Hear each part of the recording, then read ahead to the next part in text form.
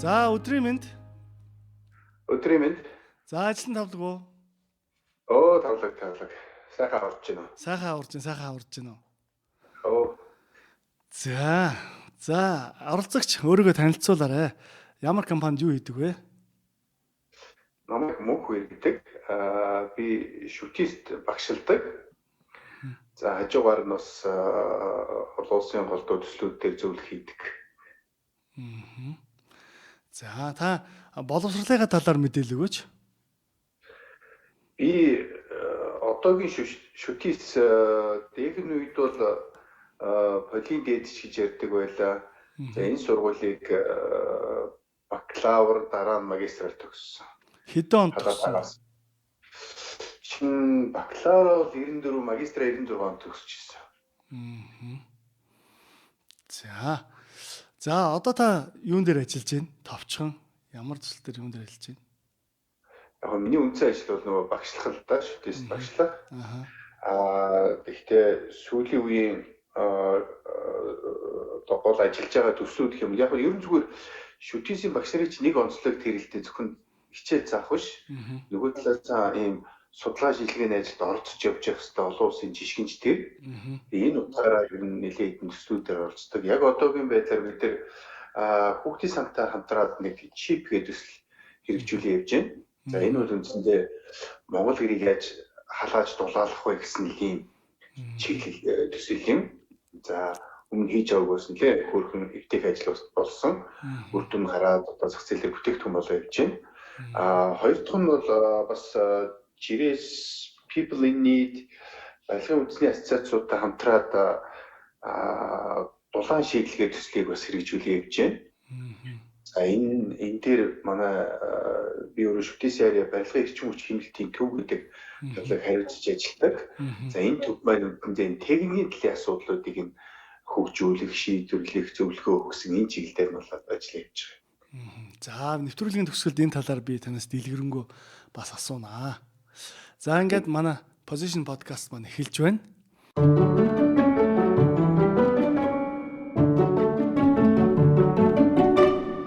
Таны мэргэжлийн Монгол англи нэрийг яг юу гэдэг юм бэ? Би Халаалт Агаар Сэлгэлтийн бензинерийн инженер гэдэг мэргэжилтэй. За англиар бол heating, ventilation, air condition гэдэг.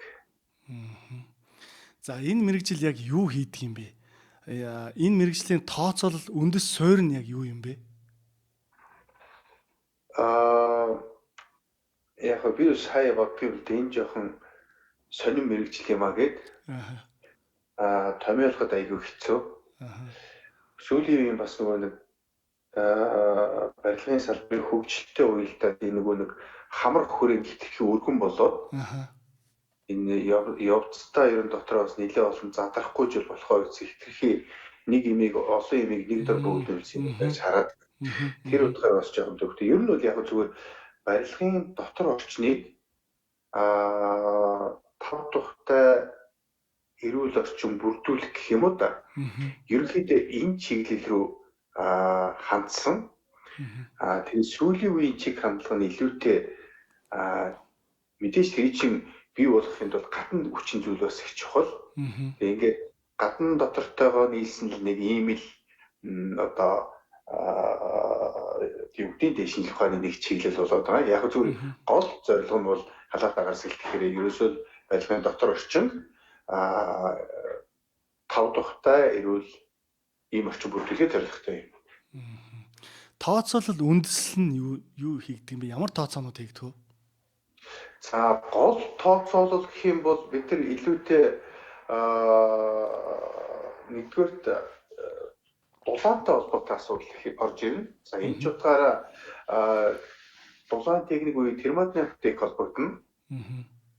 Барилгын физиктэй холбогдно. Барилгын физик доторыг олон сална л да. Хийшигний механиктэй холбогдно. За бас ерөнхийдөө бас нөгөө нэг их үүсвэр талаасаа бид нар бас эрчим хүчний их үүсвэрийн төлөв юмнууд илүү бас холбогддог болсон. За эдгээр юу гэдэг ямар ч байсан би зүгээр яг гол хоёр нь хэлэх юм бол термодинамик, хийшигний механик гэж.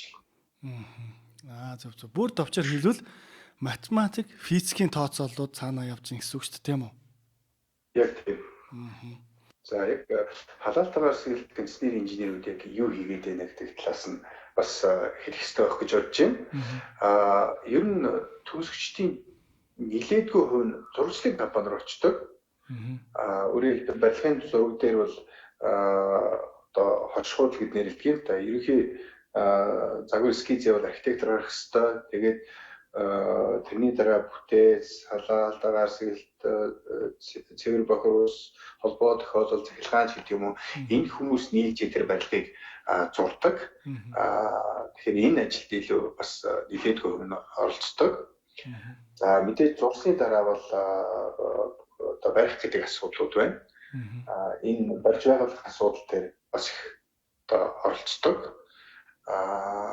Яг энэ халаалт агаар сэлгэлт, тэр хөргөл кондиционер, за газ тэрнээсээ гадна гадна шугамжуулжийн ажлууд дээр ч гэсэн их оролцдог юм байгаа. За гурав дахь чиглэл нь ашиглалтын чиглэлүүд байна. Тэгээ үгдийнд ерөнхийдөө барилгын ашиглалт хариуцдаг байгууллагууд сүүлийн үед нэг ялангуяа нэг томоохон барилга байгууламжууд л хэл та. Би нэг сөөг мөхийг хэлээгүй. Одоо жишээ нь юу гэдэг Шангрилаач юм уу те. Эсвэл одоо том энэ зочд дуудлууч байдаг юм уу, офисын барилгууд дээр үнэхээр ашиглалтын том ажилтдаг болсон. Тэгэхээр яг нэг барилга дээр ямар асуудал үүсч болох вэ гэхээр л хамгийн эхлээд халаалт агаар сэлгэлтийн асуудал үүсдэг л байхгүй. Тэгэхээр энэ хэмжээгээрээ тэр хүмүүс тэнд илүү их чухал хэрэгцээтэй байдаг. Яг дээрээс энэ Монгол орчин өөрөө нэг тийм хатуу ширэн уур амьсгалтай учраас бид өсөөсөө энэ чиглэл дээр одоо түүтэй голс одоо өхөөс аргаар байдаггүй. За ийм байна. За энэ үл ерөнхийдөө үндсэн ажлууд нь за өөр юу хийдэг вэ гэхэлэр энэ сүүлийн үед нөгөө эрчим хүчний хэмнэлтийн хууль гарсантай уялдаатайгаар эрчим хүчний аудиторууд, барилгын эрчим хүчний аудиторууд гэж бэлдээ тэр work release гэдэг хэрэглэгчдэд барилга дээр нь үнэлгээ хийдэг болсон энэ ажлуудыг хийж байна. Ер нь маш олон одоо ийм төслүүд бол би одоо жишээ нь миний барилга ногоон байх хэвээр, бассейн байх хэвээр энэ төр шиг юм уу. Тэгэхээр тэр төслүүдийн тэр үндсэн концепцийг нь гаргах, төлөвлөлтийг нь боловсруулах, тэгээд хяналт тавих, үнэлгээ өгөх гэдэг энэ зохиц ажлуудыг бас хийж байна. Дээрээс нь ер нь зүгээр бас тийм ерөнхий төлөвлөлтийн одоо хот суурин газрын төлөвлөлтийн асуудлууд төр ч гэсэн энэ хасан инженерүүд нэлээ чухал үүрэгт оролцож байна. Яг уу тэгээд одоо орон нутгийн захиргааны байгууллагууд гээл та. Яг орон нутгийн чи бас нэг том тулгымцсан асуудал чинь энэ дулгаан, алаалт, интернеттэй холбогддог энэ ч утгаараа тэр орон нутгийн захиргааны байгууллагууд дээр одоо чиглэлийнхээ дагуу бас ажиллаж байна. За нэг яг сүүлийн үед одоо нэг тийм инженерүүд улс төрлөөр хавьяцчлаа хуучин болох байлаа. Одоо бол нөгөө нэг арай өөр чиглэлээр явдаг учраас харин улс төр тарих нь гарах нь бага юм уу та анзаараад байхад. Бусдаараа бол бус чиглэл ингээл явж лээ. Тэгээд гадны төсний төслүүд дээр ихэл нэг ялангуяа гадны ямар ч технологи Монголд орж ирээд энэ хүйтэнтэй асуудал тулдаг. Хүйтэн жахаад нөгөө халаалт агаар сэлгэлтийн асуудал шүү дээ нэг нөмөр. Тэгэхээр эргээд ийм асуудлууд дээр ч гэсэн ерөнхийдөө их эргэлттэй болчихсон. Тэгэхээр энэ эдгээр дээр их ажилтдаг та. Тэгэхээр ерөнхийн нэг ажлууд нь одоо гол хийгдэж байгаа ажлууд нь энэ байна. Тэгвэл би чи өөрөө бас бүгдийг хаана юу хийгээд явах сайн мэдэхгүй шүү дээ. Тэгвэл өөрийгөө мэдэх хүрээнд л одоо за яг ийм чиглэлүүдэд ажиллаж байна л гэж хэлдэг. За дараагийн асуулт. Энэ мэрэгчлэлээр ажиллахын тулд юу ямар боловсрал, ур чадвар эзэмшсэн байх ёстой юм бэ?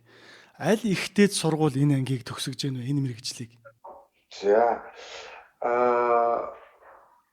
яг хөө энэ ч бас нэг Монгол улсад нэг стандарт байдаг чинь мэрэгжлийн стандартууд гэдэг. За тэгээд тэр дотроо бол халаалт агаар сэлгэлтийн гэсэн ийм ангиллаар инженерийн зэрэгтэй байна гэсэн ийм байж байгаа. За тэр дотор үндсэндээ нөө судлах ёстой суурь шинжлэх ухаанууд, мэрэгжлийн хичээлүүд, мэрэгч хичээлүүдэд тэгээд бүгдийг заагаад өгсөн байдаг. Тэгэхээр ямар ч байсан нөгөө нэг яг тэр батгцсан стандартуудын дагуу энэ мэрэгжлийг эзэмших ёстой гэж байгаа. Тэгээд тэр дотор нь бүх мэрэгжлийнх нь ямар энэ хичээлээр ямар чадварууд дадлах ёстой бэ гэсэн мэдээлүүд орцсон байдаг. Яг Монгол улсын хэмжээнд бол яг халаалт агаар сэлгэлт гэдэг мэрэгчлэр шүтээсэл илтгэж байгаа. Шүтээсийн барьдаг хэвтэрийн сургуульд байна. Дахны салбар сургууль дээр бас байдаг. Одоохондоо энэ хоёр халаалт агаар сэлгэлтийн мэрэгжил бэлтгэж байна. Ажил олгочоос тавьдаг шаардлага, мэрэгжлийн болон мэрэгжлийн бус шаардлага ямар шаардлага тавьж байна энэ мэрэгжилтэн дээр? Яг нь ерөн зүгээр гол одоо юу гэдэг мэрэгжлийн хувьд илүү одоо сайн байна гэхээс илүүтэй ер нь ажиллах чадвар гэдэг тал руу сүүлийн үед их ханддаг бас нөгөө ажил хадантах хандлага нь их бас нөгөө хүнийг илэрхийлдэг гол хүчин зүйл болоод байна л да. Би бол оюутнуудаа юу хэлдэг вэ гэхээр үгүй та нар ядаж нэг офисын төрлийн эдэн програма үншиг эзэмшээ сурч энэ мэрэгжлийнхээ англи хэлтэйгээ ингэжээж бол хүн ажил хийнэ гэхээс биш. Яг уу ер нь дээд боловсролын систем чинь тэр шүү дээ. Дээд боловсролын систем бол өөрөө онлайн суурь мэдлэгүүдийг олгоход илүү фокусолдог. Нөгөө хүн өөрөө цаашдаа тэр ойлголцоо авсан бол тэрнээс цаашаа өөрөө апдейт хийгээд ирэх хэрэгтэй. Өөрийгөө сайжруулах хэрэгтэй. Тэгэхээр мэдээж Монгол орнд одоо халаалт агаар сэлгэлтийн ойлгохтой ном байна уу гэхэд байхгүй л дээ. Хүссэн ч эсвэл бид нар олон улсын хэмжээнд одоо сурагчид ном зохиолуудыг мэдээллүүдийг авах хэрэгтэй болно. Энэ ч утгаараа хэлэх чухал зүйл. Тэгэхээр би юу хэлэх гээд байна вэ гэхээр мэрэгжлийн юугаа сайн эзэмшихээс гадна нөгөө нэг ажиллах чадвар хэд усны юм гэдэг бол бас заавал давхар сурч явах хэрэгтэй. Энэ бол бас хувь хүнээс илүү хамааралтай асуудал болдог байх л та. За энэ мэрэгжилтэн Монгол улс дахь дундад цалин хасан инженер юу хэдэн төгрөгийн цалин авт юм бэ? За яг ямар чиглэлд ажиллаж байгаагаас л хамаарна. Гэхдээ би зүгээр дээд улс орлын төвшөнд бол ойролцоо нэг сая 500-аас 2 сая төгрөгийн хооронд л байдаг бахал гэж багцаалж байна би. Яг манай чинь нэг цалин асуугаа, цалингийн талын судалгаа хийгээд байх хэцүү л дээ. Зүгээр хил устай тэгээд нөгөө нэг ажиллах чадвар гэдэг нь шүү дээ. Ажиллах чадвар гэдэг нь би бол хэлтгэлтэй хүн одоо юу гэдэг залуучуудад ингээд энэ миний хийх ёстой юм, энэ миний хийх ёсгүй юм гэдэг заа гаргах бол нэг ялангуяа залуу хүн айгүй буруу зүйл. Өөрөөр хэлбэл чадах чинээгээр бусдад тусалж чадах юм хийчихжээ тийм. Тэгээд нэг тийм харилцаа үүсгэж хүн бас нөгөө яг мэрэгчлэр явахаас гадна тэр чинь миний энэ юм яагаад ийм байгаа юм бэ гэдгийг бусад юмтайгаа хамааруулж иж хүн яг ойлгох цаа авдаг байхгүй юу. Тэгэхгүй зүгээр ингээд нэг хий онлайн мэдлэг бол нэг тийм хүнд тусалдгүй л дээ. Тэр онлайн мэдлэгийг яг тэр практиктэй үе чадсны дараа бол хүн илүү одоо тэрийг ойлгодог. Тэрийг хэзээ ойлгодог вэ гэхлээр илүүтэй тэр бусад юм руугаа илүү хүртжээж, оржээж, заавал хүний ажил хийгээд их гэхдээ биш. Хүн тусахаагүй гэдэг шүү дээ. Тусахаагүй байна гэдэг чинь өөрөө цааш та нөгөө нэг тэр харилцааг үүсгэж чаддаг байхгүй. Бид нар хизээ мэддэг болж авдаг гэхлээр бусдаас илүүтэй мэдлэгээ олж авдаг. Тэгэхээр нөгөө ажлын байран дээр гэдэг чинь ажлын байран дээр гэдэг чинь биеиндээ хил зөвлөөд ингээд нэг тийм харилцаа үүсгэж хийж явдаг. Тэгэхээр тэр харилцаа бол хамгийн ихний шиг бол ингээд биеиндээ тусал дэмжиж явахын асуудал бол эргээд тэр харилцааны хувьд нэлээд эвтэйхэн орчин бүрдүүлэхэд тусалдаг гэж хардаг шүү. Гоё тайлбарлалаа шүү дээ. За тэгвэл гадаадад энэ мэрэгчлэлтэй ер нь хэдэн төгрөгийн цалин авд юм бэ? За гадаадад яг энэ яг халаалт агаар сэлгэлт гэж мэрэгжил бэлтгэх нь бол их харьцангуй бас ховролтой. Энэ гадаадад чи ер нь зүгээр яг халаалт хэрэгтэй орн хэд байна вэ? Яг халаалттай нэн тэргүүн тавьдаг орн хэд байна гэхэлэр эн чинь Япон, Солонгос, Хятад эдэртэй байхгүй шүү дээ. Японд бол юу гэдэг илүүтэй зөвхөн кондиционер хөргөлт рүүгээ илүү мэрэгжилтийн бэлдээ явьждаг. Америкт бол бас механик чиглэлийн мэрэгжил дотор одоо нэг дараагийн шатны сургалт хэлбэрээр ингээд бэлтгээ явьждаг. Германд бол арай өөр нэршлэр нэглээ явьждаг гэдэргээд ингээд нэг тийм юмнууд бий. Гэхдээ яаж ч утсан гадаадд энэ бол яг хөө би одоо нэг ажлын байрных нь хувьд хэлдэг байхгүй. За барилгын сургууль. Манай би яг нэг ойрхон жишээ авч шүү дээ. Барилгын сургууль яг хөө хамгийн их ордог нь архитектур, барилгын инженерийн салбар байхгүй. Мэргэжил. Манайха тэд нар хаана ажиллах вэ гэхээр архитектурууд бол зөвхөн зурагчлалын шатнд ажиллана. Бүтээц инженерүүд бол зураг төсөл, за тэгээ угсралтын шатнд ажиллана. Манайхан бол зураг төсөл, угсрал, ашиглалт гэдэг өөр айгуу том салбар байдаг. Ингээд ажлах хүрээний хувьд бол одоо маш их орон тоотой. Эрэлт ихтэй. Эрэлт ихтэй байна гэдэг чинь чадж явах юм бол ажлын байранд байгаад байна л гэсэн үг. Тэгэхээр энэ ч утгаараа ер нь аль ч улсад эрэлт хэрэгцээ өндөртэй мэрэгжил. За энэ утгаараа цалин бол бага байх үзэлтэй гэж хэлж байгаа. Тэгээ би нөгөө нэг бас нэг юу гэдэг энэ янз янзын орнуудад энэ чиглэлээр ажиллаж ирсэн дуршлаггүй учраас би гадаадд яг ямар цалин байдгийг мэдэхгүй байна. Гэхдээ ер нь одоо бид нар ч бас ингээд нэг ажлын байрны ханш мэддэг болчихлоо шүү дээ. Одоо тэд гэдэг ханшаар бол за яг хуу төрийн албанууд бол одоо ямар нэг хэдвэр зэрэглэлчилээ ингээд тийм хэрэгөө цалинжлаа ингээд нэг докторын цалин байгаад шүү дээ. Яг инженеруудын хувьд бол чинь ажилуулгач өөрөө шийддэг болсон. Тэгэхээр энэ байгууллагт хэрэгтэй үн цэнтэй хөнгөж үзэх юм бол үнэлгээ өндөр тогтдог юм лээ. Тэгвэл Монгол улсад байгаа энэ мэргэжилтний тоон хэд вэ? Эрэлт нь их гэж байна шүү дээ. Тэгвэл одоо хэдэн инженер вэ? Хасан инженер юу вэ? За яг хасгсан мэргэжлэр бол нэг би зүгээр багцаагаар хэлэх гэж байна да. Ямар ч үс 400-500 яг ийм халаалт агаар сэлгэлтийн инженер гэсэн хүн бол байгаа гэж харж байна. Жилд ер нь хэдэн оюутан төгсөж байна энэ мэргэжлэр? За ер нь 20-30 болоо да. Тэрнээс илүү их төгсөхгүй байгаа. Тэгвэл эрэлт ер нь маш их байна л гэсэн үг шүү дээ. Энэ олон барилга байгууламжууд баригдаж байна. Ашиглалт үйлчилгээ хэрэгтэй байна. Улсын хэмжээ 21,360 сум гэл ер нь бол маш их эрэлттэй байна гэсэн үг шүү дээ, тийм үү? Тийм. Эрэлттэй зүгээр эн чинь эрэлт гэдэг чинь өөрөө бас хэд хэдэн төвшөнд байна л да. Нөгөө хүний чадхаас хамааруулаа тийм. Үнэхээр high level төвшний эрэлт бол асар их байна. Асар их гэж хэлнэ тий. Үнэхээр олддоггүй. За яг хөө зүгээр ингээд нэг одоо баг зэрэглэл ий л да тий. Тэгэхээр тийм юм бол бас нөгөө нэг өөр мэрэгжлийн хийгээд яваад бас байдаг жишг байдаг учраас тэн дээр нь бол бас өөр мэрэгжлийн хүмүүс орж ирдэг. Гэхдээ эргээл мэрэгжлийн хүн байна, мэрэгжлийн бус хүн байна гэдэг бол яг юм дээр бол тавай техник юм дээр асар том ялгаа гарч ирдэг л дээ. Тийм тэр ч утгаараа ер нь би бол альж чиглэлтэй, альж төвшөндөө үнэхээр эрэлт их байгаа л гэж байна. Зөв. За энэ ер нь ямар төрлийн хүмүүс ер нь тохирд юм бэ? Би өөрийгөө ер нь энэ мэрэгжилд тохирох юм байна, тохирохгүй маань гэвэл ер нь яаж мэдэх вэ? Гэхдээ яг зүгээр техник сэтгэлгээл гэж ярий да би.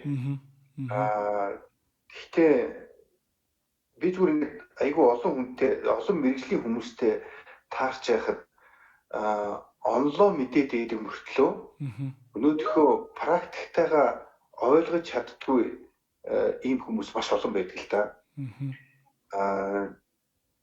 Зүгээр маш ойрхны жишээнүүд гэх юм бол одоо юу гэдэг энэ сүүлийн үеийн нөгөө нэг агаарын бохирдлыг бууруулах ингээд янз янзын шийдлүүд төр ингээд янз янзын шийдлүүд ингээд хүмүүс боловсруулад байгаа байхгүй юу? Тэрийг зүгээр ингээд хэрэг онлоо мэддэг, тэрийг практикта ууж чаддаг хүн бол нэг сонсоод уучлаарай наадах чи идэж бүтэхгүй гэд хэлчих юм дээр хөрөнгө мөнгө босгоод судалгаа модлгаа гээл ингээд явж хэдэн жил явж баахан мөнгө төр үржиж дараа нь болохгүй гэсэн юм их хардаг л та.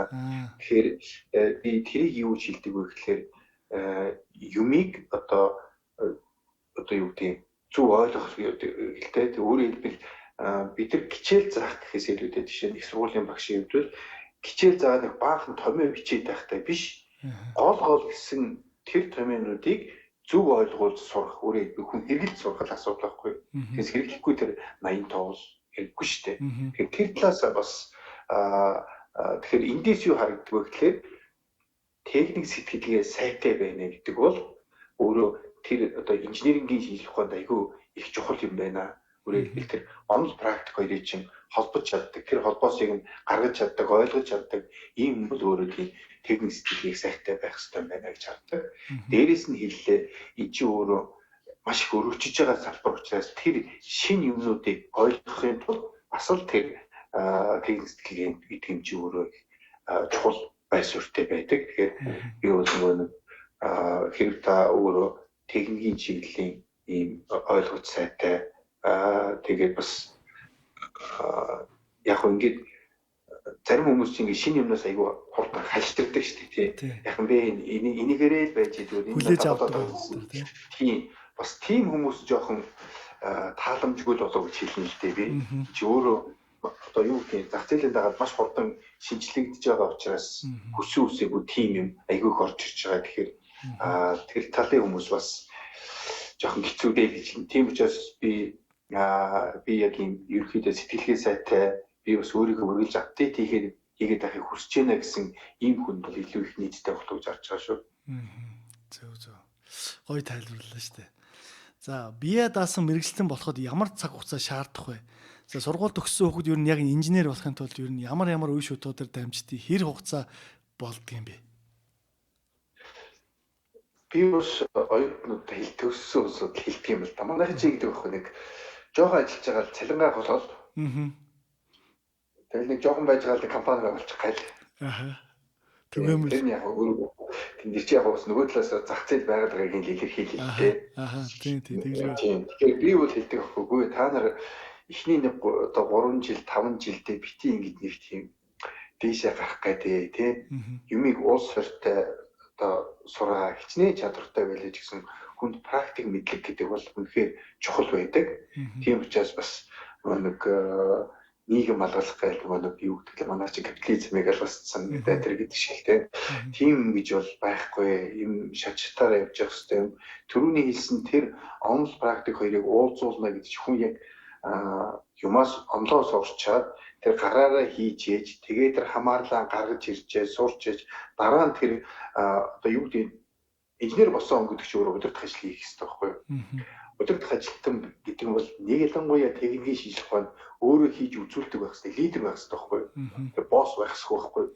Тэр манайх ингээс босс босчих гээд байдаг. Тэгэхээр тийм биш бүх юма сурч мэдчихэж боломжийн хэмжээнд болж иж дараагийн шат руу гараач тэгэхгүй ингээд алгас гарчаа тэгээд фейл болдог юмнууд айгүйх вэ штэ. Тэгэхээр яг л зүгээр ингээд юу гэдэг юмыг хараад тайлбарлах бол хэр өргөн хүрээний ажилд оролцож байна, нэг юмараа хэдэн жил болж байна гэдэг юмнууд харагддаг. Би бол ямар ч байсан хүн бол нэг өөрийнхөө мэргэжлээр ер нь ямар ч мэргэжлийн төрөлтэй нэг 10 жил ажилласныхаа дараа ер нь нэг бас дөртөө бас юм хэлхтэй гэнтэй ийм болтгол гэж хардаг. Тэгэхээр ямар ч байсан сайн инженер гэж хэлэхэд тасралтгүй тэгээ бас юм өөрийгөө сорьсон төслүүдээр ажиллаж ижил бас боломжийн болчлоо гэж өргөөлж болно гэдэг. Мэдээж сайн инженер болно гэж бол яг харьцангуй ойлгол шүү дээ тэр чинь байхгүй л дээ. Одоо сургууль төгссөн хөлт ажлын байрнаар гараад юу хийж эхлэх вэ ер нь? Шууд инженер хийхгүй шүү дээ бид нар ч тий. Ямар шатуудаар дамжих вэ? Үгүй яг техникчээсээ л их юм шүү дээ. Уг нь бол их хэстэй юм л та. Техникч юу байх та. Уг нь бол хуучин тэгдэл хэлсэн шүү дээ. За эхлээд засварчин энтрээ хий те. Өсөлтөндөө гар те. Дараа нь жоохон дүр болоод ингээд нэг юм ганц хоёр төсөл үзсний дараа тэгээд нэг бариад ахлаа явчих те. Тэгээд бас нэг хэд хэдийн ажил зохицуулснийхаа дараа инженер болох хэрэгтэй ч гэдэг юм уу. Ийм үе шатаар явах хэрэгтэй. Зүгээр бас л нөгөө нэг боловсруучны хомсдлоос үүдээд шууд инженертэй төгсөнгүүдийн шууд инженер болох гэж байна л да манай. Тийм дээрээс нөгөө барилгын компаниуд чинь нэг тийм одоо нэг цүгний компани гэдэг шиг нэг тийм жижигхэн компаниуд гэх юм одоо хайшаа нэг тийм юм нэг харлаад тендер аваад сурцсан компаниуд юу ч хамаагүй инженер л хамаагүй гэдэг ингээд нөгөө нэг одоо юу гэдэг тэгээд тэрнээсээ болоод асар их алдаа гардаг. Тэр эрсдлийг тооцохгүйгээр хүмүүсээ шууд инженер болгодог. Яг энэ нэг тийм юмнууд бол айгүйх байгаа шүүс. Тэгээд би бол хэлэн тэр түрүүн жилдээ тэр шатаараа л хүн явж ээж тэр юмас сурдаг болохоос биш. Тэр танхимын 4 жилийн чинь одоо шүтээс 8 семестр сурдаг. 8 семестрийн 3 семестрт мэргэжлийн хичээл үздэг. Тэр бусад нь тэгэл математик 3-4 янзаар үзэл, физик 2-3 янзаар үзэл ингээл явдаг л да. Тэгээд яг олон улсын жишгээрээ хийж байх хэрэгтэй шиг байгаа. Тэгээд тэр вахан ийм морон. Тэгэхээр өөрөөр хэлбэл маш богино хугацаанд мэргэжлийн хичээлүүд үздэг учраас практиктээр тэрийг баталгаажуулж гарахын тулд бас нэлээд хугацаа хэрэгтэй байдаг л гэж. За энэ мэргэжил эзэмссэн хүн өөр мэргэжил рүү хөрөвдөг үү? Эсвэл өөр мэргэжлээс хөрвж орж ирж гин үү? Яг өөр мэргэжлээс орж ирэх ч байгаа, манайхан ч өөр мэргэжлүү шилждэг жишүүд байна л да. Яг энэ чинь нөгөө нэг бас зарим нь бол үнэхээр одоо хувь тохиолын асуудлууд байна шүү дээ. Зэн тийч одоо хүсэн үсэг энийг хийхгүй болохгүй ч гэдэг юм уу те. Ийм кейсүүд бол байна. Одоо цэвэр одоо барилгын угсралт руу орсон ч хүн байж лээдэг. За худалдаа 8 хийх явж байгаа ч байж лээ. Тэгэхээр яг нэгд гэр бүлийн бизнес болсон ингээд авч явах хэрэгтэй. тэргээд орсон юмнууд бол цөмгөл байдаг. Гэхдээ тэр нь яг манай мэргэжлийн хувьд л их цөөхөн л дөө. Тэгээд явж байгаа л хэдэн жил өөрөө ажиллаж байгаа л эргээл мэргэжлийн ажлыг хийгээд эхэлсэн кейсүүд их олон байдаг л да. Зөв. За энэ мэргэжлийн онцлог нь юу юм бэ? Ямар онцлогтой юм бэ? Яг муу тал байна л да. Одоо би бодгоо за би тэтгэвртэй хараад нэг уулын мохор тастаа мангар өндөр интернеттэй нэг сайхан ингээд нэ тэ өндөр үзүүлэлттэй компьютер тэрч чаал ингээд нэг дураараа дургиндаа л гэж боддог байхгүй. За. Тийм тэгээд нэг чөлөөс автайхан шиг. Тэгэхээр энэ мэргэжлийн улсуудын нэг том зовлон бол энэ амар амгалан тэтгэвртэй гарч ирэхгүй аль юм юмтай зурлаад ингээд байгаа гэх юм байна. Тэгэхээр тэтгэврт гартгүй нэг зовлонтой. За. Яг нөгөө нэг асуудал бол энэ сурч барагддаггүй ийм бас нэг сул талтай. Түрүү хэллээ. Зөвхөн халаалт агаар сэлгэлт биш л дээ. Энд чи одоо барилга бүр бие даасан байх хэрэгтэй гэдэг энэ чиг хандлага барилгын чиглэл рүү ороод ирэнгүүт манай чинь тэр эрчим хүчийн чинь хэдэн хувийн халаалтанд хэрэгэлдэг гэхэл үндсэндээ 80-90% нь бид нар халаалт агаар сэлгэлтэнд хэрэгэлдэг байхгүй. Тэгээ барилгыг хэрэгжилж байгаа эрчим хүчийг. Одоо тэр эрчим хүчийг чинь яавал тэр дэлхийн дулаалд баг нөлөө үзүүлдэг болох уу? Яавал сэргээгт эрчим хүчийг шийдгүүгээ тэгэнгүүт тэр нь манайх болоод эхэлчихэж байгаа ахиад бидний шийдэх хэрэгтэй. Тэгээд суралцах зүйл шинээр гараад ирлээ. Дотор агаарын чанар гэдэг юм хөшөө өндөр тавигддаг болчихлоо. Хуучин тоодгүй байсан бол одоо бас жоохон хүмүүс хэдэн дөрөвтэй болчихлоо шүү дээ. Нөгөө эрүүл мэндийн анхаарал би нэг бас гэр орондоо эрүүл орчин цавар цэвэр тав дахтай ингээд тэр тавигддаг шаардлагууд нь өндөр болоод ирж байна. Дараа нь смарт билдинг гэж ярьж шүү дээ. Смарт билдинг гэдэг юм чинь бас 180-90% нь ерөөсөө л энэ халаалт агаар сэргэлт канцнер ийм юмтай холбогддог. Тэгэхээр бас л нөгөө тэр чиглэл ингээд өсөөд ингээд яваад байна. Ингээд тэр сэргээд тэр дотор агаарын чанар сая ковидтэй ч үеэлдэл агааржуулалтын асуудал гэл ингээд маш олон чиглэл орж ирж байна. Ахаад нөгөө нэг эрчим хүчний аудитор гэж барилгын эрчим хүчний аудитор гэдэг нь бас л дандаа хасихны хийдэг ажил болоод байна л да. Ингээд ерөнхийдөө нэлээд тийм хүрээний одоо өргөжөөд хийх ажил нэмэгдээд л байгаа асуудал та. Тийм онцлогтой. Улам зөргөжөл дотор олон болж хуваагдаад л гэсэн үг шүү дээ. Тэгэхээр нөгөө нэг сул тал нь юу вэ гэхээр суулж барагдахгүй гэсэн үг. Нэг рүү орчвол тэгэл 80 юм судлах хэрэгтэй болон сурах хэрэгтэй болно. Өөрийгөө байнга апдейт хийж явахгүй болохгүй гэл тээ. Зөв.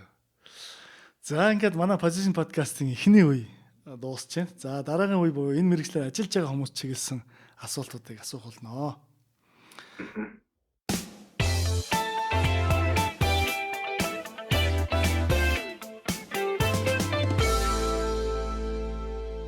Энэ мэргэжил дээр Монгол улсаас өгдөг зэрэг дэвийн талаар мэдээлэл өгөөч.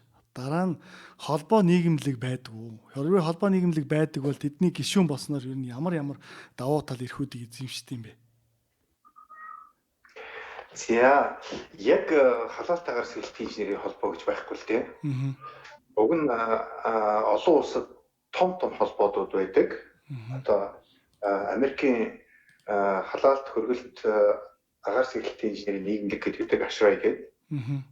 Олон улсад маш алдартай ийм байгууллага. Америкийн нэгдсэн улсад энэ чиглэлээр мөндөж байгаа бодлого стандартуудыг боловсруулдаг ийм байгууллага байж байгаа. За сүүлийн үед Европын холбооны РИХА гэдэг чинь бас л Европын холбооны халаалт агаар сэлгэлтийн инженерийн нийгэмлэг. За Оросд АБОК гэдэг Оросын халаалт агаар сэлгэлтийн инженерийн концерн нийгэмлэг. Бас л Оросын сүүлийн үеийн энэ чиглэлийн норм стандартууд, сурах хүчийг, ном тохиолдлуудыг гаргаж байгаа энэ байгууллага. Монголд харах байхгүй байна. Зөвхөн бид нар манай инженерүүд Монголын барилгын инженерүүдтэй холбоо, Монголын барилгын зураг зохиолчдын холбоо гэсэн ийм байгууллагуудад чиглэлээрээ харьяалагдаад ингээд явдаг. Мэргэжлийн зэрэг дэвээ хувьд гэх юм бол мэргэжсэн болоо зөвлөх инженер гэсэн ийм одоо сувгтай. За ийм би зүгээр би боддгийн зүгээр барилгын салбарт одоо яамны дээр бодлогын одоо янз янзын одоо юу гэдгийг зөвлөл эдэргээд байдаг л дээ. Тэн дээр бас яг манай нарийн шиж байдгүй тэрөөсөө нэг хоршихын гэл нэг энэ улс захиргаан холбоо тохиолдол бүгдийг нийлүүлээд нэг авчдаг. Тэр дундаа нэг одоо халаалтын асуудлаар хилцүүлээд хийдэг ч юм уу. Тэр чинь шал өөр мэргэжлийн тий чиглэлийн усуудыг нэг дор зоглуулчаад ингээд санал асуугаад байхаар би гайхаад идэг юм л та. Тэгээ яг яг гинти яг манай барилгын амчин сүүлийн үед нэг тийм юу болчихлоо шүү дээ. Нэг цэвэрлэх байгууламж ипотекийн зээл хоёр ярьчих яг бусад асуудалтай жоохон сул анхаарал байгаагийн шинжилгээ болоодаа гэж харагдаж шүү дээ. Тэгээ тийм би ямар ч байсан энэ хоёр холбоонд бол илүү төлхөө харьяалагдаж байдаг. Та бол зөвлөх инженер шүү дээ, тий? За энтэй холбоотой одоо мэргэжил дэвшүүлэх өргөжлөн суралцах талаар та мэдээлэл өгөөч. Энэ яаж мэргэжлээ сайжруулах вэ? За ер нь зүгээр энэ ийм мэргэжил дэвшүүлэх сургалтын тогтолцоо Монгол улсад байдаг. За үндсэндээ хоёр гол байгууллагууд түрүүний дурдсан би хоёр төрийн бас байгууллага дээр энэ сургалтууд нь хийгдээ явагддаг. Өөрөөр хэлбэл мэргэжсэн болоод зөвлөх инженерүүд тодорхой шаардлагуудтай.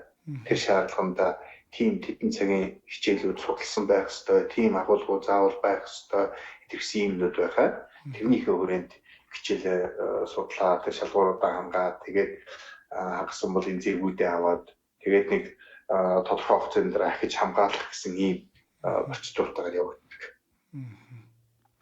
Энэ холбоо нийгэмлэгийн гишүүн болчвол давуу талууд байна уу?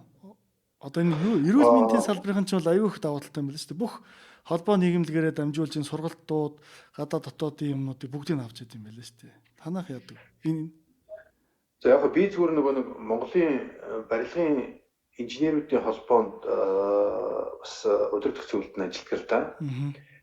Тэгэхээр нэг талаасаа сургалтыг илүү үр дүнтэй болгох гэсэн чиглэлээр илүү ханддаг.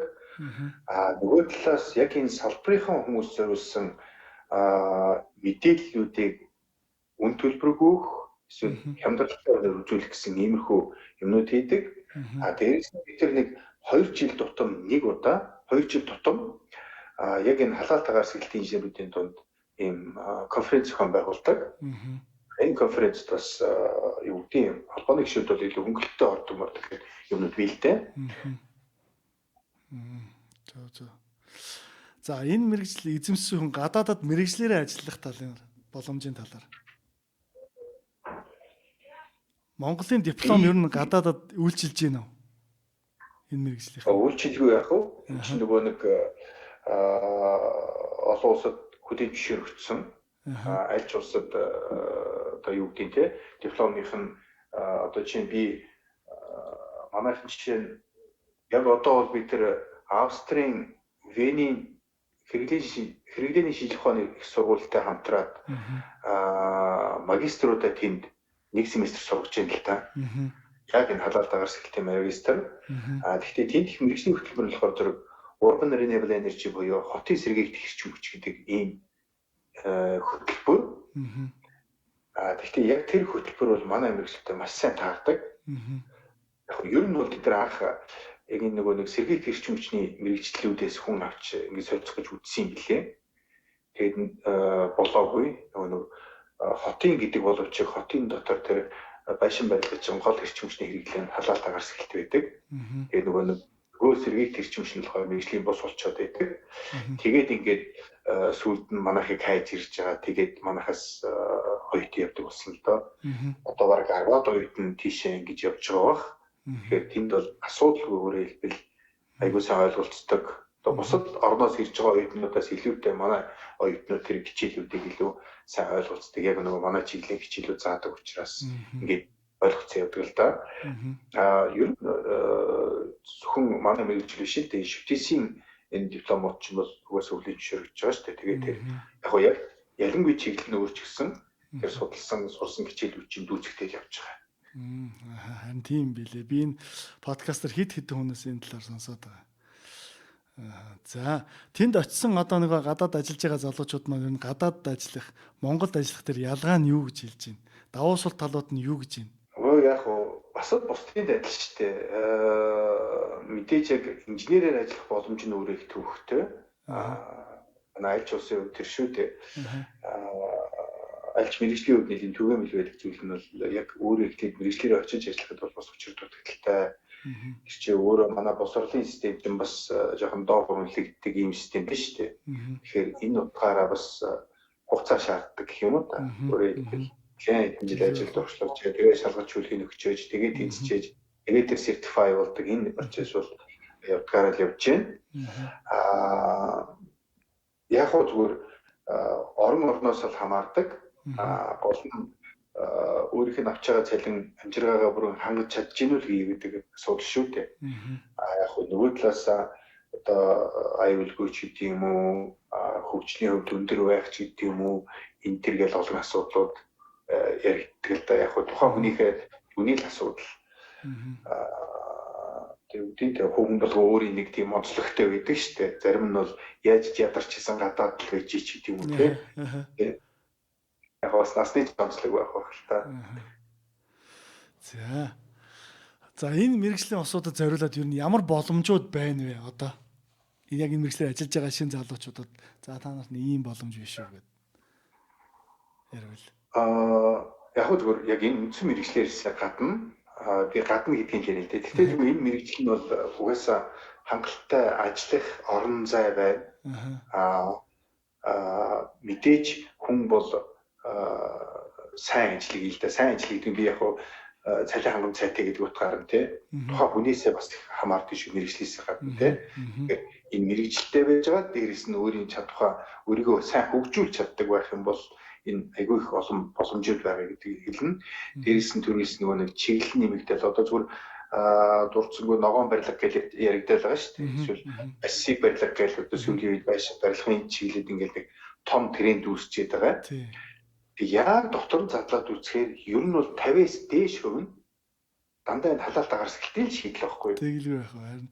Тэгэхээр тэр юмны чинь цаана одоо энэ мэргэжлийнхэн байдаг гэсэн үг. Тэгэхээр энэний дараа бид zero energy building буюу тэг эрчим хүч гэдэг тэр концепцийг юм. Бас л нөгөө хасынхан л тэнд байх ёстой өссөн үсээгүй одоо чиг мэргэжлийнхэн чиглэлийн асуудал гэсэн үг л дээ.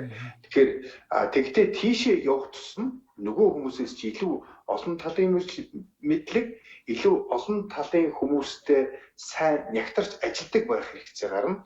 Тэгэхээр тийм чадварыг өөртөө сайн эзэмших ёстой юм. Тэгж чадхал юм бол өөрөөр хэлбэл ирээдүйд одоо маш их байна л гэж хэлнэ. Тэгэхээр яг энэ тал дээр яг хөглөөр нэг талаасаа хүн өөрийгөө хөгжүүлэх асуудал дээрэс нь багаар ажиллах чадвар аюул сайн байж ижил цаашаа явна шүү л. Тийм яг зөв. Би бас хүмүүс хэлдэггүй байр за яг вэ тэр обо хаалга үүд бол яг хамгийн гол нь дулаахан л байх хэрэгтэй шүү гэд хэлээд өгөхөө. Тэгэхээр яг таны хэлээд тэр 50-60% гэдэг нь үнэн л дээ. Яг тэгж хэлж байна. За дараагийн асуулт нь за энэ мэргэжлэр ажиллаж байгаа бусаддаа хэлэх уриалах зүйлс юу вэ? Энэ нөгөө нэг түрүү хэлсэн энэ салбар их тэрхээ том юм аа. Тийм учраас хүн болгоё юмыг мэдэх одоо боломж байхгүй. Судлах тийм цаг зав тэ ийм байхгүй. Тэгэхээр би хэлтийн хүн хөгжиж гэвэл өөрийнхөө мэддгийг бусдад хэлж өгчээж хөгждөг юм аа. Тэгэхгүй бол нөгөөдөг чи одоо нөгөө нэг сүү аваачаад ил тавьчихад нэг хоногийн дараа 2 хоногийн дараа гашилдаг шүү дээ. Би мэдгийг яг гашилдаг байхгүй юу? Өөрөө тэр мэдсэн гэдээ бодож итэл нөгөөдөг нь айгүй олон фактороос хамаардаг. Тэгэхээр илүүтэй өөрийнхөө багч гисэн мэдсэн юмыг бусдад одоо хэлэлцүүлж байгаа чи. Тэгэхээр ер нь мэдлэг өөрөө жоохон тийм зөв байдаггүй. Өөрөөр ерөөсөө ямарваа нэг юм гэдэг юм чинь өөрөө их олон нөлөөлөх хүчин зүйлтэй байдаг. Тэгээд нөлөөлөх хүчин зүйлийг хамгийн одоо юу гэдэг зохистой юмыг нь аваад цаашаа явж байгаа байхгүй. Гэхдээ эргээд тэр чинь бас нэг 5-10 жилийн дараа энэ буруу байсан юм биш тэгэл одоо бид нар лаг болон вакцины дунд орчиж ижин шүү дээ. Гэхдээ аль нь вакцины сайн бэ гэж магадгүй өнөөдөр тэр хамгийн сайн гэдэг байгаа Модерна вакцин мэдгүй хинч тавьж үзээгүй л байна шүү дээ. Одоо яг нарийн дээр айгүй зөвхөн тавьжсэн. Хамгийн мууч байх юм лүү те хамгийн үнэтэй ч гэсэн мэдэхгүй шүү дээ. Чи өөрөө хацаагүй шинэ технологи цаашаа юу болохыг мэдэхгүй. Гэхдээ тэр ямар ч байсан төгс шийдэл биш. Тэр нь ойлгомжтой. Тэр бусдаас илүү байх л гэдэг асуудал байхгүй. Давуу шинэ чанартай. Яг энэ шиг хүний мэдлэг бол өөрөө цаг хугацааны хувьд ч тэр одоо асуудал ихтэй байдаг.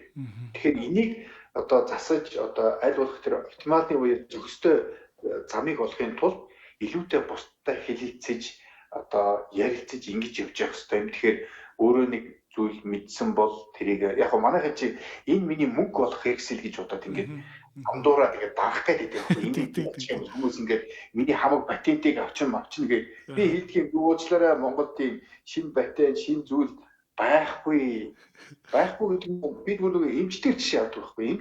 Эмч бол жишээ нь яг нэг хагалгааг нэг 1000 удаа хийсний дараа бол яг аюул тэр чиглэлээр нарийн мэрэгчнэ гэж байгаа байхгүй. Монголд бол тийм боломж байхгүй. Яг тэр юм 1000 хийх боломж байхгүй.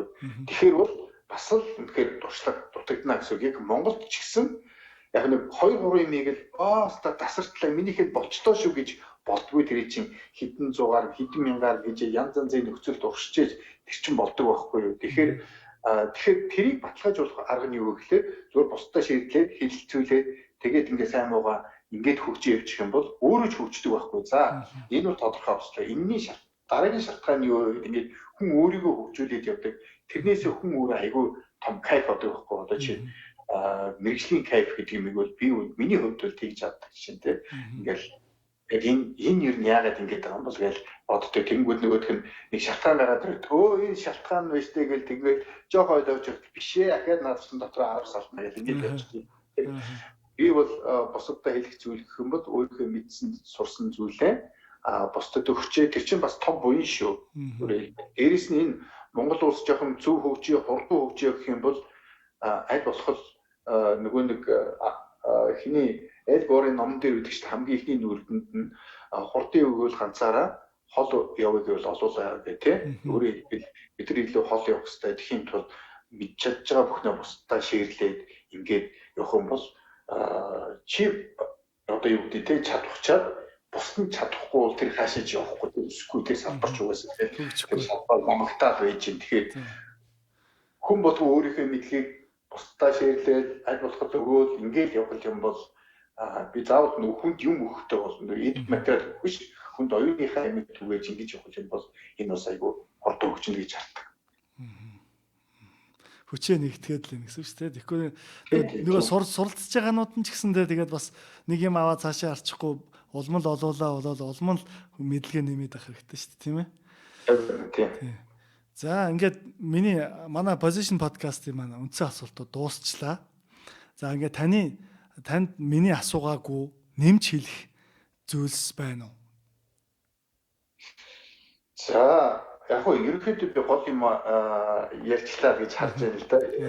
Яг энэ мэрэгжлийн тухай гэх юм бол би зүгээр ахаад одоо нэг ялангуяа энэ юу гэдэг ямар мэрэгжил сонгох вэ гэдэг талаас харж байгаа хүн бол нөгөө нэг би ямар амьдралыг сонгох вэ гэдэг талаас илүү бас бодооч. Тэгэхээр би бол яг мэдээж олон хүн тэр сайтан маятан ч юм уу тэр бүмтэн ч юм ингээд болохыг мөрөөддөг байх л та. Би бол одоо сэтгэл хангалуун амьдрах гэх тий.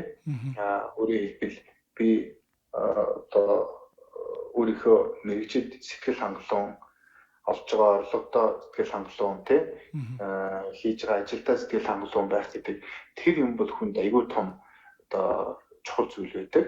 Тэгэхээр би яг зөв маш олон хүн нөгөө эдийн засгч болно ч гэдэг юм уу тий санхүүгээр суулна ч гэдэг ингээл тэгээд ингээ хараад байхаар тэрэн зах зээлд маш их хилүүдэлтэй байдаг. Харин тий.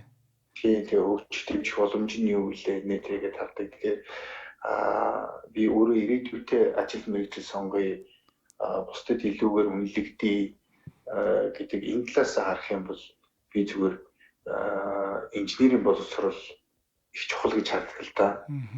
Яг гоо инженерийн боловсрол дотроос бас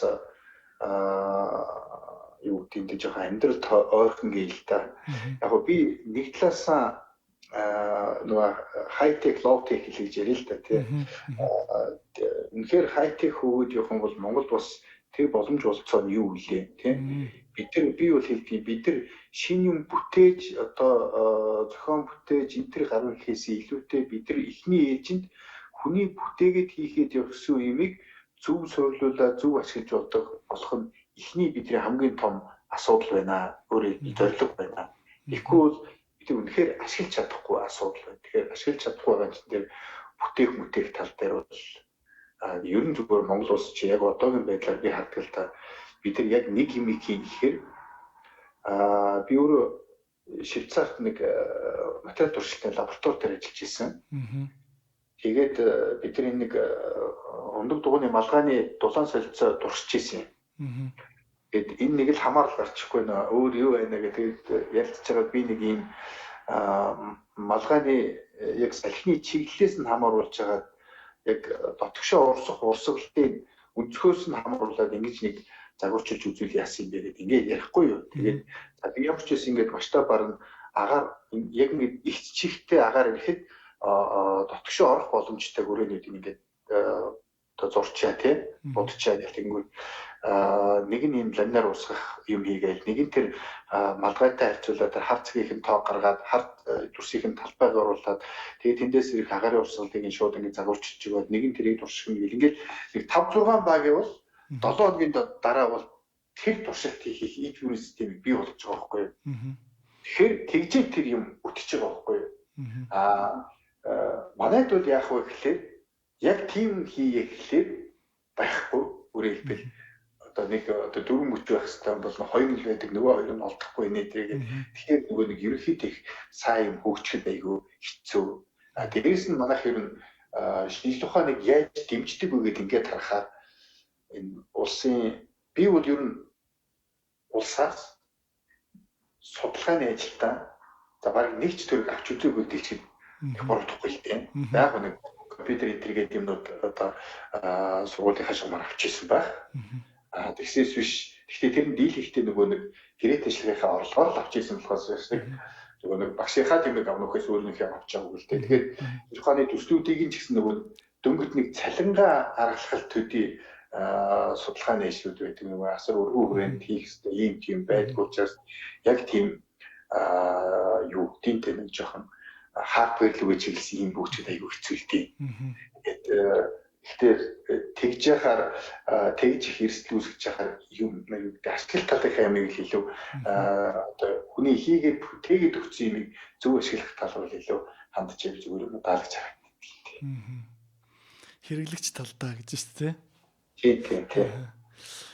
За Одоо юу яа? Манай асуултууд ингээд дууссан. Би таны ярилцлага ихэнд хэлжсэн төслүүдийн талаар та мэдээлэл өгөөч. Тийм яг би ч бас их олон төслийг явж илтээ. Ингээ хараад байхад. Миний хамгийн ихний ажлууд бол би анх сургуулиа төгсөөд тэр үед барилгын салбарч гэж байсангүй л дээ. Өөрөөр хэлбэл барилгын салбар үндсэндээ бүхэлдээ кампуурсан тэргүүрсэн. Дадлага хийх газар болтдоггүй байлаа. Тэгээд 90-ад оны дунд үе. Тэгээд яг би төгсөөгүй байхдаа шахуу сэргийт гэрчмчний хүрээлэнд орсон юм.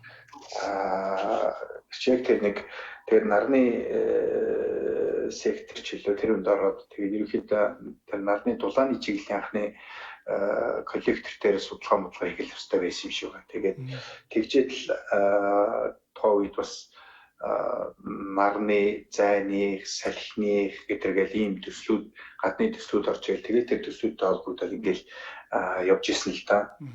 Тэгээд явж байгаад дараа нэг Герман явж байгаад би нэг удамжинд тийм нэг ивент дээр очиж үзэхгүй юу? Санаандгүй. Тэгээд ингээд нэг бахан ном зураг тараагаад байна. Тэгэл яг тухайд нэг сонирхсонгүй. Тэгэл явж байгаа. Тэгээд гэртээ ирчээд нөгөө номнуудаа ингээл эргүүл тойруулаа сууж исэн чинь дандаа энэ эрчимчний хэмнэлтийн тухай ном байсан. Эрчимчний хэмнэлтийн тухай тийм гарын хаалга юм дээр байсан. Тэгээд яг хөө тэр үед би нэг салхины эрчимчний чиглэлээр сурч ирсэн юм л та. Тэгээд яг хөө тэндээс юу ойлгосон бэ гэхлээр тэгээд яг нөгөө номоо эргүүлж ирсэн чинь нөгөө нэг их сургуульд үзсэн хамаг том юм чинь тэнд тууж явна. За. Тэгээд тэндээс юу ойлгосон бэ гэхлээр энэ манай мэрэгжлийн их том чиглэлийн эрчимчний хэмнэлт гэдэг чинь ерөөсөө л энэ халаалт агаар сэлгэлтийн юм байна гэдгийг тэр үед ойлгосон. Тэгээд 2000 он л та. Тэгээд энэ юу нь манайхын талаар яагаад ойлголт өгдөг юм бэ гэдэг. Тэгээд ирээд тэр номнуудаа ингэтгэж жагаад ингээд ном бичиж сууж ирсэн. Тэгээ яг ерөнхийдөө номынхаа нэг каркасыг урж байгаа нэг 60-70% дээр яваад ингээд явж исэн чинь нэг ийм барилгын тулгаалгын сүрлэн барилгын гэж ярьдэнтэй хүмүүс тэр төслийн хүмүүс л энэ манай тэгээ би сургуульд орсон байсан тэр Германаас ирээд тэгээд тийм төслөд байгаад ингээд тэгээд тэнд очиод төслийнхэн өдөр төш гэдэг хүнтэй уулзсан. Ингээд ургаа байсан юм. Тэгээд би нэг ийм ном хийж байгаа маа гэдэг номоо хэлсэн чинь бид нар яг төсөл дээр нэг ийм ном хийлбэх гэдэг ингээд юу яаж ийсэн ингээд тэгээ ашгүй тэр ном маань ч одоо тэр нөхдөө сайхан хянаад редакторлаад ингээд ном болж гарч ийсэн. Тэгээд тэндээс юу харсан бэ гэхлээр би нэгдүгээр сэргийгт эрчимч гэдэг бол яг энэ тэр нарны дулаан одоо нарны зайн гэсэн өөрөө барилгын халаалт агаар сэлгэлтийн их том салшгүй шүүлжлээ. Дараа нь эрчим хүчний хэмнэлт гэдэг маань өөрөө их том чиглэл болчих. Тэгээд тэнлүү орсон. За тэгээд тэн дээрээс анх ерөнхийдөө барилгын дулаалгачин бас л нөгөө нэг барилгын физикийн суур тэр ерөөсөө барилгын дулаалга гэдэг чинь конструкцээс илүү тэр барилгын физикийн асуудал баггүй.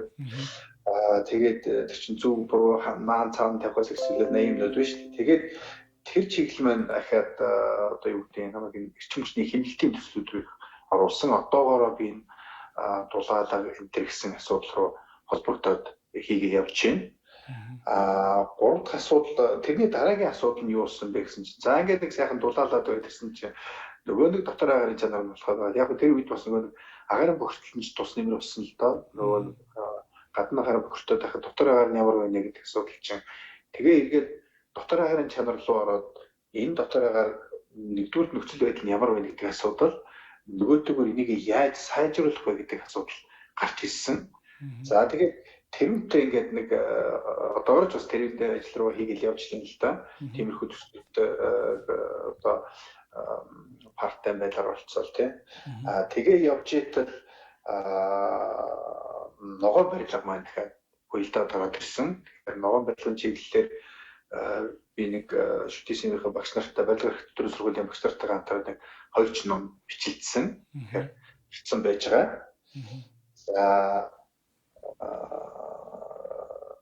За ерөнхийдөө базруул нэг тиймэрхүү төслүүдэл илүү ажиллаж тээ. Тэгэхээр энэ болгон дээр юу харагддаг вэ гэхэл энэ болгоч ерөөсөн Монгол ихэнх нь баг хийгдэж байгаагүй ч юм уу зүгээр л юм тийм pilot хэлбэрийн төслүүд л хэрэгжижсэн болохоос яг ингээд нэг хүний гар дээр хэмэлсэн номтой ч гэдэг юм уу те хийсэн ажилтай юмнууд их ховор байсан та одоо ч гэсэн та нараараа ингээд гадуур ингээд янз янзын энэ агаарын бүрттэй холбоотой юмнууд ингээд гараад байгаа боловчиг нэг л лаглаг юм хийсэн энэ гэж одоо ер нь бол нэг сонсоод байхад бол нэг Нобелийн шагнал өгчмөр хүмүүс их байгаад байгаа шүү дээ. Тэгэхээр эн чинь бас л нөгөө нэг мэдлэг дутуу байгаагийн шинж зөв юмаа дэмжихгүй байгаагийн шинж тий бас энэ чиглэлийнхэн илүү жоо ажиллаа сайн хийж ин зөв юмыг нухал таниулах тал дээр бас дутуу байгаад байгаа юм уу гэдэг талаас хардаг шүү дээ. Тэгэхээр тиймийг яаж үнэлэх вэ гэхээр ядчил тийм нэг тайлантай тийм эсвэл нэг тийм гарын авлагтай нэг тийм юмыг л харж үзэхгүй зүгээр сайхан сошиалаар ярих гэж юм бол одоо бас хийж чадна шүү дээ. Тэгэхээр би зүгээр бас нэг тиймэрхүү юмыг л тэгэл харж явах хэрэгтэй даа гэж болж игэл хийж байгаа ажлуудаас төслүүдээс ямар ч байсан нэг ном тохиол гарын авлага гаргаад хүн хэрэгтэй үлдээгээд явах гэсэн тал гэсэн тийм л зорилготой ер нь хийдэг. Тэгээ нөгөө талаас энэ чих олон чиглэлийн ажил байгаа гэдгийг бас эндээс харж болно л дээ. Энэ мэрэгчлэлтэй холбогдоод бид нэлээд олон одоо салбар руу ажиллах хэрэгтэй болж байна. Тэгэхээр бид тэр хэмжээгээр одоо нарийн мэрэгжлийн хүмүүс бол их учир дутагдaltaй байгаа л гэж байна. За ингээд миний урилгыг хүлээж авсан Мөнхбаяр зөвлөх инженертэй баярлалаа. Энэ мэрэгжлийг цаг гаргаж тайлбарлсан энэ мэдсэн сурсан зүйлээ энэ усуудад хувааж ягаад танд талархаж байна. За баярлалаа. Тэгээд яг хөө би зүгээр нэг бүр халаалт нь яах хэвээр агаар сэлгэлтийн яах хэвээр кондиционер нь яах хэвээр гэдэг талаас би зүгээр ярьсангүй тэр бол бүр нарийн мэрэгжлийн асуудал би зүгээр хэрвээ энэ мэрэгжлийг сонгох гэж байгаа бол тэгээд өөрийгөө ер нь техникийн сонирхолтой гэж үзэж байгаа бол бас их том боломж шийдэл бас том ирээдүй шүү л гэж эцэст нь хэлье. За баярлалаа. Өдрийг сайхан өнгөрүүлээрэй. Окей, баярлалаа. За баяртай. За баяртай.